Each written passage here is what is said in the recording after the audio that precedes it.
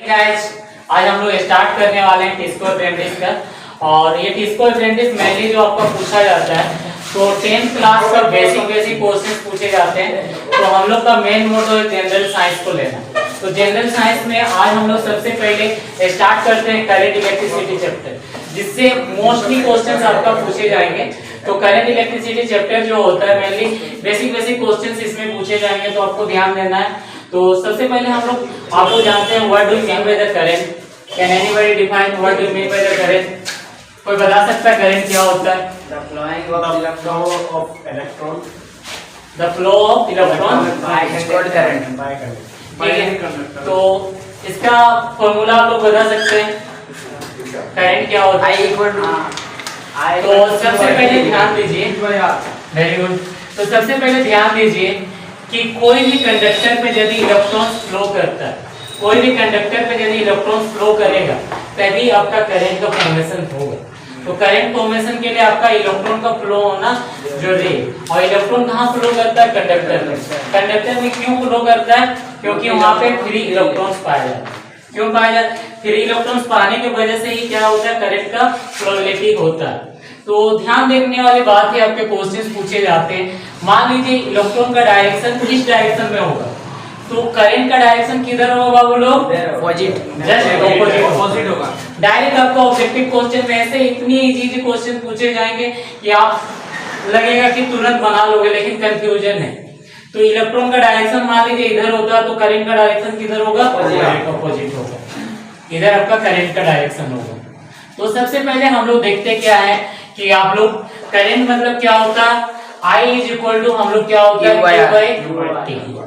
मतलब flow of charge at any time is called current. तो यहाँ पे फ्लोइंग ऑफ चार्ज, मान लीजिए चार्ज Q मतलब चार्ज होता है, T मतलब क्या होता है बोलो? टाइम। I ये क्या है आपका? करंट। तो करंट फ्लो होने के लिए क्या चाहिए? चार्ज फ्लो होना चाहिए। इट मींस इलेक्ट्रॉन का फ्लो होना जरूरी है। तो इलेक्ट्रॉन फ्लो किया तो आपको क्या मिल गया? करंट मिल गया। चार्ज का यूनिट क्या होता है बाबू लोग? कूलम होता है। टाइम का क्या होता है? कूलम को हम लोग किससे डिनोट करेंगे? से। ठीक है। तो अब देखिए करंट को हम लोग मेजरमेंट करने के लिए क्या यूज करते हैं? करंट को मेजरमेंट करने के लिए कौन सा इक्विपमेंट का यूज करते हैं? एमीटर। क्या बाबू यूज करते हैं? एमीटर। यहाँ से देखिए क्वेश्चन सबके यहीं से बनने वाले हैं। एमीटर को कौन सा कनेक्शन करेंगे हम लोग? एमीटर को सीरीज कनेक्शन हमेशा होता है। सीरीज कनेक्शन क्या होता है हम बताने वाले हैं आगे। ये होगा आपका सीरीज कनेक्शन में हम लोग एमीटर को रखने वाले हैं। ठीक है। तो बाबू लोग यहाँ पे जो करंट होता है, करंट का यूनिट क्या हो जाएगा? एम्पियर हो जाएगा। करंट का यूनिट हो जाएगा एम्पियर। तो आपको क्वेश्चंस पूछे जाएंगे, what do you mean by the 1 ampere of the current? What do you mean by the 1 ampere of the current? तो 1 एम्पियर ऑफ द करंट मतलब क्या होता है बॉस? 1 एम्पियर मतलब क्या होता है? 1 कूलम ऑफ चार्ज फ्लो करेगा कितने सेकंड पे? 1 सेकंड। 1 सेकंड पे फ्लो करेगा। 1 एम्पियर मतलब 1 कूलम ऑफ चार्ज यदि फ्लो करता है 1 सेकंड के लिए, तो उसको हम लोग क्या बोलेंगे? 1 एम्पियर बोलेंगे। ठीक है। तो इसको मेजरमेंट करने के लिए हम लोग कौन सा इक्विपमेंट का यूज करेंगे? एमीटर। एमीटर को हमेशा किसमें? Series connection. अब क्वेश्चन छोटे छोटे पूछे जाएंगे कि एक इलेक्ट्रॉन चार्ज कितने पोजेस करते हैं? एक इलेक्ट्रॉन चार्ज कितने पोजेस करते हैं? 1.6 into 10 का power 19। Very good. 1.6 into 10 to the power -19 coulomb. गिन चुन के ये सब क्वेश्चंस आते हैं आप लोगों का। 1 इलेक्ट्रॉन चार्ज पोजेस कितने होते हैं? 1.6 into 10 to the power -19। ठीक है। 1 coulomb of charge is equal to कितना होता है? 1 कूलम ऑफ चार्ज मतलब 1 कूलम चार्ज कितना करेगा? 6.25 into 10 to the power 18 electrons possess करते हैं। तो यहाँ तक हम लोग देखे एक इलेक्ट्रॉन चार्ज कितना पोजेस करता है? 1.6 into 10 to the power -19। और 1 कूलम चार्ज कितना पोजेस करता है? 6.25 इलेक्ट्रॉन। तो अब हम लोग देखते क्या है? Potential difference. पोटेंशियल डिफरेंस कोई बता सकता है ये पोटेंशियल डिफरेंस होता क्या है? पोटेंशियल डिफरेंस मतलब देखो हम लोगों को काम क्या है, मान लीजिए हम लोग इस जगह पे एनर्जी को जनरेट कर रहे हैं, कहाँ पे एनर्जी को जनरेट कर रहे हैं, ठीक है। उस चार्ज को यदि हम लोग को घर में लाने के लिए जितना हम लोग को कार्य करना पड़ता है, वर्क डन करना पड़ता है, तो उसी को हम लोग क्या करेंगे, पोटेंशियल डिफरेंस।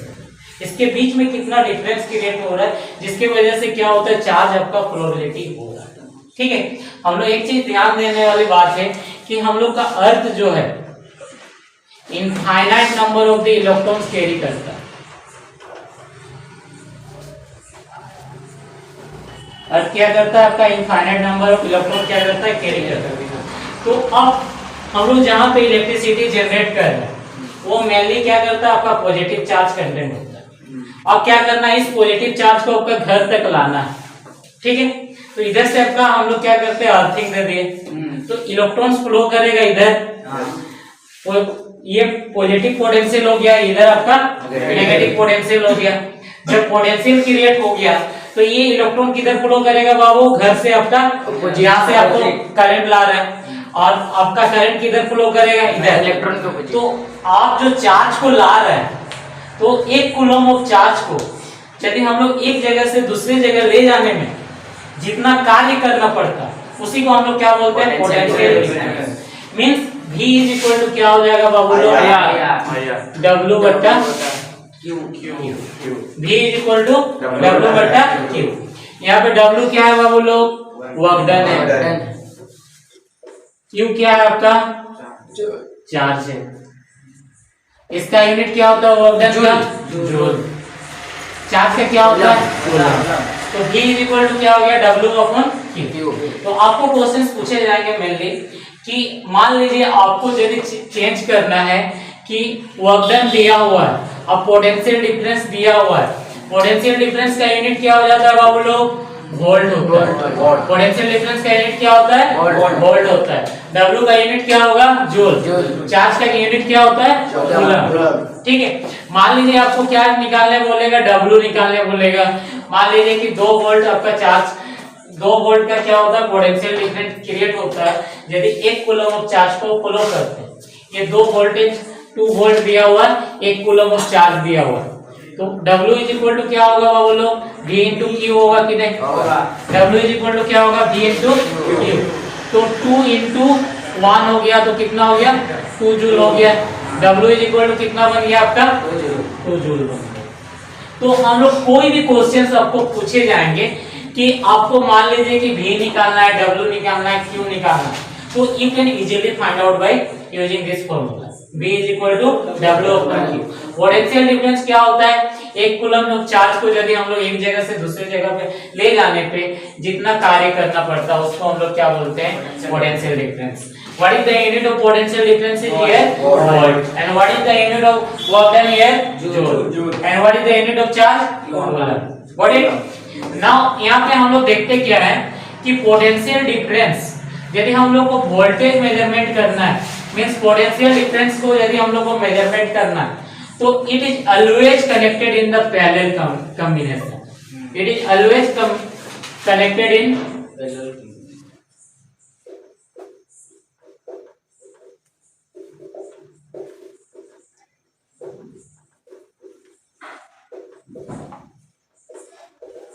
अच्छा, आप लोग ये बताइए सीरीज कॉम्बिनेशन क्या होता है, पैरेलल कॉम्बिनेशन क्या होता है? किसी को पता है? सीरीज कॉम्बिनेशन मतलब एक वायर से ही कनेक्ट होगा, एक वायर आपका क्रमशः क्या होगा, कनेक्ट होगा। ये आपका R1 ले लिए, ये R2 ले लिए, R3 ले लिए, तो इस कनेक्शन को हम लोग क्या बोलेंगे, series connection. Very good.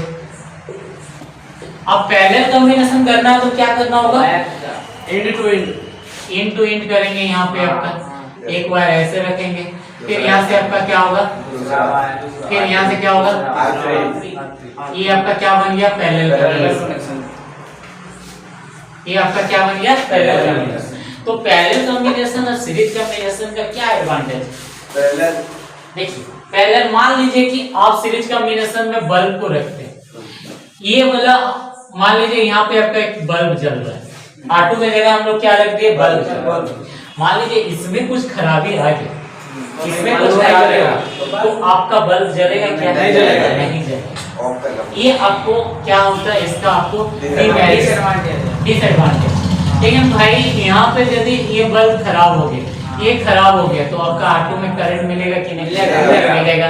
R3 में भी मिलेगा कि नहीं? मिलेगा। ये एक का एडवांटेज है। क्वेश्चन पूछे जाते हैं कि मान लीजिए कि आपको करंट का आउटपुट पे इफेक्ट कब नहीं करता, जब एक आपका यदि खराब हो जाता है, डैमेज हो जाता है, तो कौन सा कॉम्बिनेशन है जिसमें आउटपुट में कोई इफेक्ट नहीं करेगा? तो आपको क्या ध्यान देना है? पैरेलल।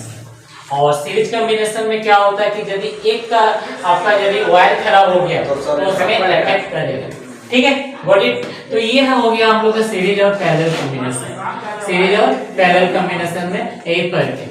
तो बाबू लोग यहाँ V हम लोग W/Q किए, तो इसको हम लोग मेजरमेंट करने के लिए कौन सा इक्विपमेंट यूज करेंगे? आप लोग लिख रहे हैं क्या? तो अब हम लोग सर्किट डायग्राम की ओर फोकस करते हैं। बेसिकली देखिए सर्किट डायग्राम का मोटो क्या है कि करंट का फ्लो कैसे हो। करंट का फ्लो, मान लीजिए आपका ये घर में बल्ब जल रहा है, फैन चल रहा है, तो आपका सर्किट कैसे कनेक्शन, उसी को हम लोग बोलते हैं सर्किट डायग्राम। तो सर्किट को कंप्लीट करने के लिए, कोई भी बल्ब जलने के लिए मेन कंपोनेंट होता है आपका स्विच। मेन कंपोनेंट होता है स्विच। तो यहाँ पे देखिए आप लोग लिटिल बिट कंफ्यूजन होते हैं कि ये स्विच ऑन है या ऑफ है। आप इसका पोजीशंस को आपको जानना है, ये ऑन है या ऑफ है। तो ये ऑफ कंडीशन है।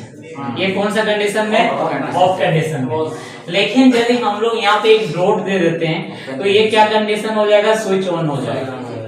Switch on. इसी का अनदर नेम इज प्लग की। इसको हम लोग क्या बोलेंगे? प्लग की भी बोलते हैं। इसका अनदर नेम क्या होगा? प्लग की। तो प्लग की ऑन है या ऑफ है, इसको आप कैसे जानोगे? ऑफ रहने के लिए आपको क्या करना होगा? ये डॉट हटाना होगा। ऑन रहने के लिए क्या करना होगा? आपको डॉट देना पड़ेगा। तो स्विच ऑफ है, ऑन है। ऑन करते हैं तो आपका लाइट जलता है, ऑफ करते हैं मतलब लाइट ऑफ हो जाता है। सेकेंड है आपका बैटरी। बैटरी में हम लोगों का मेन चीज होता है सेल। तो सेल में आपका क्या होता है? बहुत सारे सेल को यदि हम लोग कंबाइन करते हैं तो क्या फॉर्मेशन होता है? बैटरी बनता है। तो बैटरी ही आपका क्या कर रहा है? पावर को देने का काम कर रहा है। तो हमेशा हम लोग ध्यान दीजिए, यहाँ से आपका क्वेश्चंस बनते हैं। ध्यान देने वाली बात है कि हमेशा करंट किधर से फ्लो करेगा? Positive to negative potential. Positive to negative potential. The current is flowing in the direction of from positive terminal to the negative terminal. Okay, and electrons are flowing from the negative terminal to the positive terminal. Okay, got it? हमेशा current आपका कौन से direction में flow करता है? Positive terminal से negative terminal. But in electron direction is from negative terminal to positive terminal. And the question is arise here कि हम लोगों को देखा जाता है कि इलेक्ट्रॉन का डायरेक्शन ये हाई पोटेंशियल रहता है।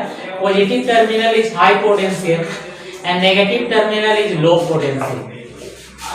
अब हम लोग क्वेश्चन इसमें और एक अनदर क्वेश्चन हो गया कि करंट का डायरेक्शन हमेशा हाई पोटेंशियल से लो पोटेंशियल की ओर। करंट का डायरेक्शन किधर होता है? हाई पोटेंशियल से लो पोटेंशियल की ओर होता है। जबकि इलेक्ट्रॉन का डायरेक्शन क्या होता है? लो पोटेंशियल से हाई पोटेंशियल। ठीक है, कोई दिक्कत है? याद है करंट का डायरेक्शन हमेशा किधर होगा? पॉजिटिव से नेगेटिव। इलेक्ट्रॉन का डायरेक्शन किधर होगा? नेगेटिव से पॉजिटिव टर्मिनल। तो यहाँ पे हम लोग पॉजिटिव टर्मिनल को हाई पोटेंशियल मानते हैं और नेगेटिव टर्मिनल को क्या मानेंगे? हम लोग लो पोटेंशियल मानते हैं। तो दोस्तों हम लोग देखे क्या है यहाँ पे? एमीटर है कनेक्टेड। हम लोग we have already discuss ammeter is always connected in series combination. And voltmeter, यहाँ पे वोल्टमीटर दिखाई दे रहा है। वोल्टमीटर क्या में आपका सीरीज है या पैरेलल है? नहीं यार, सीरीज है ना, पैरेलल है ना। तो ये आपका वोल्टमीटर क्या है? Always connected in the parallel combination. ये आपका क्या हो जा रहा है? Parallel combination. इसको हम लोग क्या बोलते हैं बाबू लोग? वोल्टमीटर। भी मतलब वोल्टमीटर। आप लोग स्टेबलाइजर देखे होंगे, वहां पे होता है ना, तो वहां पे क्या होता है? पोटेंशियल डिफरेंस, आपका वोल्टेज को मेजरमेंट करने के लिए हम लोग यूज करते हैं वोल्टमीटर। और ये आपका क्या मेजरमेंट करता है? It measure the potential difference.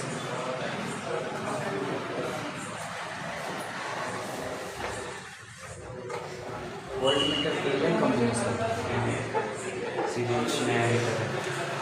Ammeter always connected in series combination. ठीक है, अब आप लोग का दिमाग में ये तो आ रहा है कि हम लोग इसको पैरेलल कॉम्बिनेशन कर दिया, सीरीज कॉम्बिनेशन कर दिया। मान लीजिए आपको क्वेश्चन पूछे जाएंगे मिली एम्पियर मींस क्या होता है। 1 milli ampere is equal to कितना होता है? 10 to the power -3 1 milli ampere, इसको हम लोग क्या बोलते हैं? 1 milli ampere, 1 MA 1 milli ampere is equal to 10 to the power -3 ampere. 1 micro ampere is equal to कितना होगा? 10 to the power -6 ampere. 1 nano ampere is equal to कितना होगा? Got it. तो यहाँ पे देखिए हम लोग क्या कर रहे हैं, रेजिस्टेंस आपका कोई भी चीज हो सकता है, फैन हो सकता है, आपका ये बल्ब हो सकता है, कुछ भी हो सकता है आप यहाँ पे। तो इसको यदि हम लोग इसका पोटेंशियल डिफरेंस यदि मेजरमेंट करना है तो हम लोग क्या यूज कर रहे हैं? हम लोग वोल्टमीटर का यूज कर रहे हैं। और इसका यदि हम लोग इस सर्किट पे हम लोग क्या कर रहे हैं, करंट का मेजरमेंट करने के लिए हम लोग कौन सा इक्विपमेंट का यूज कर रहे हैं? एमीटर का यूज कर रहे हैं। ठीक है, एमीटर में करंट का स्मॉल वैल्यू करने के लिए 10 to the power -3 ampere, 10 to the power -6 मतलब माइक्रो हो जाएगा, नैनो मतलब हो जाएगा 10 टू द पावर -9। ठीक है, तो अब देखिए हम लोग क्या करते हैं कि इसी से हम लोग V इज इक्वल टू क्या आया था हम लोगों का? W/Q। ठीक है, इसके बाद हम लोगों का आ जाता है ओम्स। अब देखते हैं हम लोग ओम्स लो। तो ओम्स क्या है? ओम्स एक बाबा है तो जो बोलता है क्या होता है? सत्य होता है। आजकल बाबा लोग तो ढोंगे होते हैं, लेकिन क्या है, ओम्स जो बोलता है ना, ये बोला है कि V is directly proportional to I। V is directली proportional to I। मतलब करंट बढ़ाओगे वोल्टेज बढ़ेगा, वोल्टेज बढ़ाओगे करंट बढ़ेगा। ये आपका क्या होगा? दोनों रिलेटेड है। तो ये ओम्स बाबा जी बोले हैं कि V is directly proportional to I। तो बाबू लोग इसी प्रोपोर्शनल साइन को हटाने के लिए एक कांस्टेंट ले रहे हैं। तो क्या आ गया? V is equal to IR। तो R क्या है आपका? इसको हम लोग बोलते हैं, इस कांस्टेंट को, प्रोपोर्शनली कांस्टेंट को हम लोग क्या बोलेंगे? रेजिस्टेंस। क्या बोलेंगे बाबू लोग? Resistance. R is equal to क्या होगा बाबू लोग? V upon I। R is equal to क्या आ गया बाबू लोग? तो R का यूनिट क्या होता है? इसका यूनिट हो जाता है ओम, क्योंकि हम लोग इस बाबा का भी तो इज्जत करेंगे ना, ओम्स बाबा जी का। ठीक है, तो इसको हम लोग क्या करेंगे? ओम। ठीक है, वोल्टेज का यूनिट क्या होता है बाबू लोग? वोल्ट। आई का क्या यूनिट होता है? एम्पियर। तो ये R इज इक्वल टू क्या हो गया? V upon I। ठीक है, अब ध्यान देने वाली बात है कि R इज इक्वल टू जब V अपॉन I हो गया तो इसी से एक टर्मिनोलॉजी आता है, what do you mean by the ohmic resistance? Ohmic resistance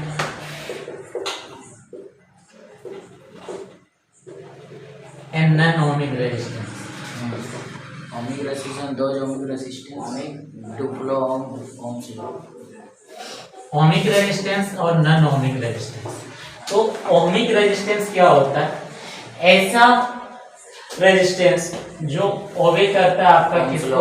Ohm's law. इसका ओम बाबा को पूजने वाले को क्या बोलेंगे हम लोग? Ohmic resistance.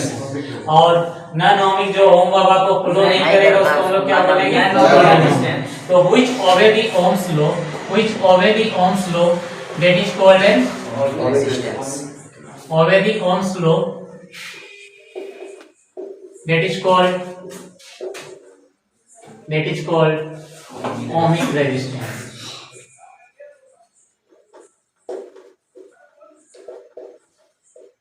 and non-ohmic resistance means which do not obey the Ohm's law, that is called a non-ohmic resistance। तो अब बाबू लोग ओमिक और नॉन ओमिक में आप लोग इतना जल्दी से नोट डाउन करो। ओमिक मतलब क्या होता है? जो ओबे करता है ओम्स लॉ को, उसको हम लोग क्या बोलेंगे? Ohmic resistance. और नॉन ओमिक मतलब जो ओबे नहीं करता है ओम्स लॉ को, उसको हम लोग क्या बोलेंगे? Non ohmic resistance. तो ओमिक रेजिस्टेंस का एग्जांपल क्या हो गया? रेजिस्टेंस हो गया, रेजिस्टेंस हो गया, कैपेसिटर हो गया। तो इतना ले लेते हैं। नॉन ओमिक का एग्जांपल क्या ले लेंगे हम लोग? आपका जितने भी सेमीकंडक्टर डिवाइसेस, सेमीकंडक्टर अपने आप में वो अलग ही दुनिया है। आज जितने भी इलेक्ट्रॉनिक्स का फील्ड है ना, आज आप बैटरी में चार्ज कर ले रहे हो, आपका मोबाइल को क्या कर रहे हैं हम लोग, इतना कम वोल्टेज में चार्ज कर ले रहे हो। तो सेमीकंडक्टर अपने आप में दुनिया है। अभी जितने भी हम लोग क्या कर रहे हैं, माइक्रोचिप, आपका चिप में क्या करते हैं, स्टोरेज करते हैं, तो उसमें क्या होता है, सेमीकंडक्टर डिवाइसेस का यूज करते हैं। हम लोग का वोल्टेज रेगुलेटर के लिए हम लोग जीना डायोड का यूज करते हैं। तो सेमीकंडक्टर डिवाइसेस, तो इसमें क्या हो जाएगा, डायोड हो जाएगा, डायोड आप पढ़ोगे 12th क्लास में, डायोड। फिर क्या हो जाएगा, ट्रांजिस्टर, ट्रांजिस्टर। फिर क्या हो जाएगा, एम्पलीफायर। फिर उसके बाद आपका क्या हो जाएगा, ट्रायोड, ऑसिलेटर। ये सब क्या हो गया, नॉन ओमिक रेजिस्टेंस में इंसुलेटर भी होता है ना? नहीं, इंसुलेटर नहीं। इंसुलेटर मींस क्या होता है, करंट का फ्लो इंसुलेटर में नहीं करेगा। लास्ट वाला क्या है? आपका क्या है, इंडक्टर बोल सकते हैं, रेजिस्टेंस, कैपेसिटर एंड इंडक्टर। ठीक है, ये आपका डायोड है, ट्रांजिस्टर है, एम्पलीफायर है, ट्रायोड है, ऑसिलेटर। तो इसको हम लोग बोलते हैं non ohmic resistance. Ohmic resistance में हम लोग क्या देख रहे हैं, हम लोग रेजिस्टेंस और कैपेसिटर का यूज करते हैं। ठीक है मेनली। तो अब हम लोग इसका ग्राफिकल रिप्रेजेंटेशन देखते हैं, इसका हम लोग कैसे ग्राफ में रिप्रेजेंट करेंगे। लिख लियो, हो गया।